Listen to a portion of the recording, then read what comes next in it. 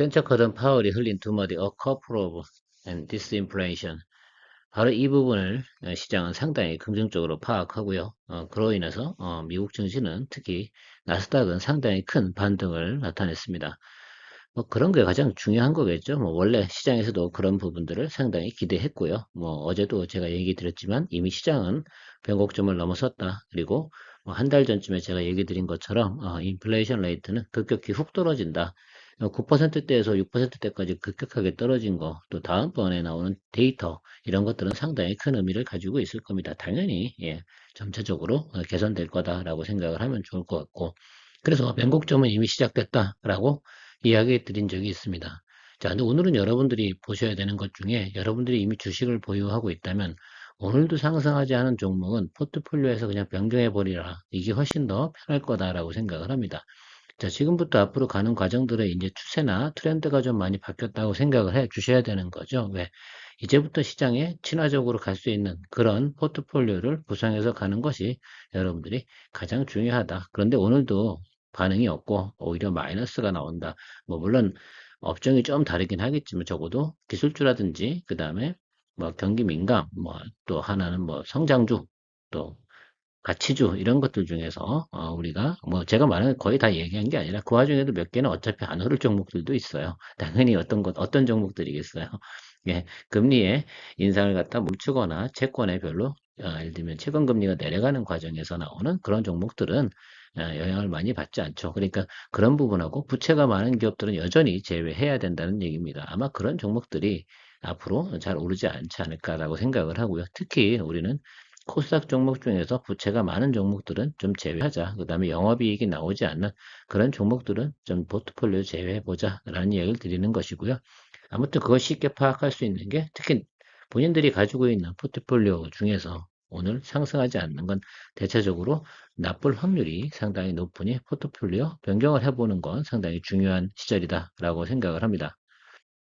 파월이 뭐 기름을 부었다라고 뭐 표현하는 뉴스 기사들이야 원래 늘 이렇게 쓰는 거고요. 어쨌든 어제 뉴스를 다 살펴보셔서 아실 겁니다. 그러니까 뭐 시장은 우리가 예상된 대로 진행이 되었다라고 생각을 해주시는 게 좋죠. 파월도 특별한 묘수는 없었을 겁니다. 그래서 우리가 그런 부분 진행했고요. 특히 이 사진의 오른쪽 하단부를 한번 잘 살펴보시는 게 상당히 중요합니다. 왜 이 레이트가 여기 나와 있는가? 이 점에 대해서는 제가 뒷부분에서 설명을 드릴 텐데 바로 여기를 좀 많이 보셔야 돼요. 이 포인트가 여러분들 주식을 굳이 안 해도 앞으로는 어떤 거예요? 꽤 많은 수익을 낼 수 있는 부분이 있다는 점. 근데 많은 분들은 별로 관심을 갖고 있지는 않더라. 아무튼 이런 부분들이 앞으로도 우리한테 꽤 괜찮은 투자처가 될 거다라는 점을 저는 하나 오늘 추가적으로 말씀드리고 싶고요.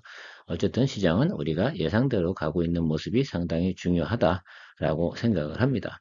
미국의 뭐 고용 비용 지표라고 해야 되나요? 이런 것들은 상당히 내려갔고요. 예상보다 고용이 많이 떨어졌다. 민간 지표 자체가 나오고 있었다라고 말씀을 드리면 좋을 것 같습니다.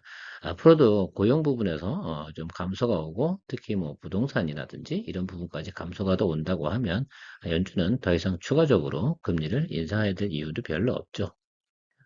메타가 뭐 축포를 쐈다고 합니다. 뭐 이런 건 아니고요. 그냥 어차피 자사주 매입을 하는 거죠. 방법이 없습니다. 지금 메타 정도는 그 정도 해야죠. 자사주 매입해서 소각 많이 해야죠. 지금 뭐 그 정도 빠진 주가에서 뭐, 이 친구가, 저크버가 뭐 안 할 수 없잖아요. 하는 거 맞고요. 이미 다른 회사들도 다 준비하고 진행을 합니다. 너무 늦은 발표가 이 회사가 그동안 조정을 많이 받았다. 또 물론 뭐 인력이라든지 구조조정 이런 것도 많이 진행해 오는 과정도 있었고요. 이런 거는 뭐 그냥 이슈로만 접하시면 될 것 같습니다.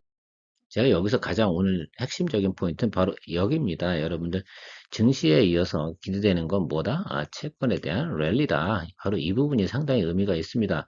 여러분들 이거 놓치고 가면 안 되는데 잘 공부를 좀 하시면 좋을 것 같아요. 그래서 어쨌든 뭐다? 12여 년 만에 가장 큰 기회가 왔다. 이 점 정말 잡고 가셔야 돼요. 자, 지금부터 뭐 합니까? 제가 가끔은 국채 3X 레버리지라든지 이런 금리가 어떻게 인하할 때는 어떤 겁니까? 금리가 높은 고점에서 언젠가 내려가는 과정이 나타날 텐데 이 과정이 나올 때 그동안에 가지고 있는 채권에 대한 수익률은 상당히 좋아질 겁니다. 채권의 가격의 변화를 말씀드리는 겁니다. 채권의 액면 표시금리의 수익률이 높은 걸 들고 있다가 금리가 점차적으로 낮아진다 그러면 내가 가지고 있는 고금리 채권, 특히 10년물, 30년물의 장기 채권들은 상당히 큰 뭡니까? 가격 레버리지를 가져올 수 있습니다. 거기다 레버리지라든지 3X 그런 예를 들면 파생 상품까지 거래하신다고 그러면 사실 뭐 이런 겁니다. 전 TQQQ 이렇게 뭐 예를 들면 뭐 코덱스 레버리지 이런 거 거래하시는 것보다 여기서 거래하시는 것이 오히려 중장기적으로 훨씬 더 편안한 투자가 방법이 될 수 있다는 점 여러분들 참고해 주시면 좋을 것 같아요. 저는 그 점이 상당히 의미가 있습니다. 특히 한국에는 5월부터 뭐 거의 금리 인상은 거의 마무리될 거다 이런 예상들이 나오고 있는 거죠. 당연히 미국이 예를 들면 3월 정도 이후부터는 금리 인상을 많이 할 필요 하지 않을 건데 뭐 굳이 우리가 우리나라까지 금리 인상을 해야 될 이유 이거 뭐 뉴스 기사라고 하기보다는 당연한 이치라고 생각을 해주시면 좋습니다. 이 뉴스 기사를 보면서 우리가 느껴야 되는 건 이젠 확실히 변곡점이 넘어섰다. 어제와 같은 제가 의견을 드리지만 변곡점을 확실히 넘어선 건 분명합니다. 그래서 여러분들이 관심을 가져야 되는 것이 바로 뭐다? 또 하나의 투자처는 바로 국채 레버리지 or 3X 이런 부분들을 좀 참고하시면 상당히 좋겠다라는 말씀을 드리도록 하겠습니다. 자, 제가 여기서 지표를 좀 말씀드렸잖아요. 어제도 이 표는 제가 이야기 드렸는데, 자, 상승하다 어때요? 우리가 하락을 한다. 특히 3개월 전부터 어때요? 많이, 예를 들면 금리는 이미 장기 금리는 하락하고 있었다. 그러면서 주가의 예를 들면 국채 가격들이 올라가고 있었다라고 생각을 하시면 좋을 것 같습니다. 특히 10년물은 더 많이 보이죠, 눈에? 아마 30년물이면 더 많은 예를 들면 격차가 벌어질 거고요. 어제 같은 경우도 어때요? 단기 금리는 2년짜리는 이 마이너스 2.54, 미국 국채 10년물은 마이너스 3.17이라는 겁니다. 자, 하나 다시 얘기 드리지만 이게 만약에 10년물 국채 레버리지였다. 그럼 이게 두 배 올랐겠죠? 그럼 어제 하루만 6% 정도 오른 거고요. 3X였으면 거의 10% 정도 올랐단 말입니다. 이 정도를 가지고 있는 투자 하루 만에, 그렇죠? 자, 근데 이런 일들이 앞으로 어떻게 됩니까? 추세적으로 나타날 가능성이 상당히 높다. 이런 말씀을 드리는 겁니다. 그래서 그 부분도 여러분들이 좀 관심을 가지고 봐야 된다라고 생각을 합니다. 여기서 가장 제가 좀 그런 것 같은데 완전히 금리라는 건 그런 겁니다. 트렌드가 한번 바뀌면 어떻게 돼요? 계속해서 변해가는 거죠. 그 언제까지 금리 뭐 인하를 멈출 때까지 뭐 이렇게 생각하시는 게 상당히 의미가 있을 겁니다. 올리는데 1년 걸렸다 그러면 내리는 데는 적어도 3년은 걸린다. 급격히 내리면 오히려 시장에 악영향을 줄 수 있기 때문에 연준조차도 먼 미래에 금리를 인하하는 과정은 아주 천천히 내려갈 확률이 상당히 높습니다. 왜? 안 그러면 다시 인플레이션을 건들 수도 있고요. 또 어떻게 보면 그러면 또 급격한 또 금리 인하는 경기가 너무 안 좋다는 시그널이 될 수도 있기 때문에 상당히 조심스러운 거죠.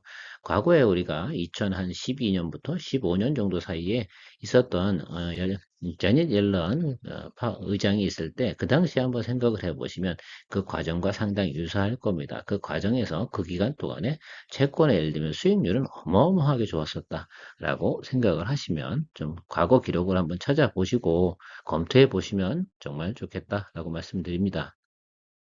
자, 거기에 대표적으로 제가 지난번에도 잠깐 소개시켜 드렸는데 이런 겁니다. 자, 메리츠에서 3X 레버리지 국채 10년 ETN이 있고요.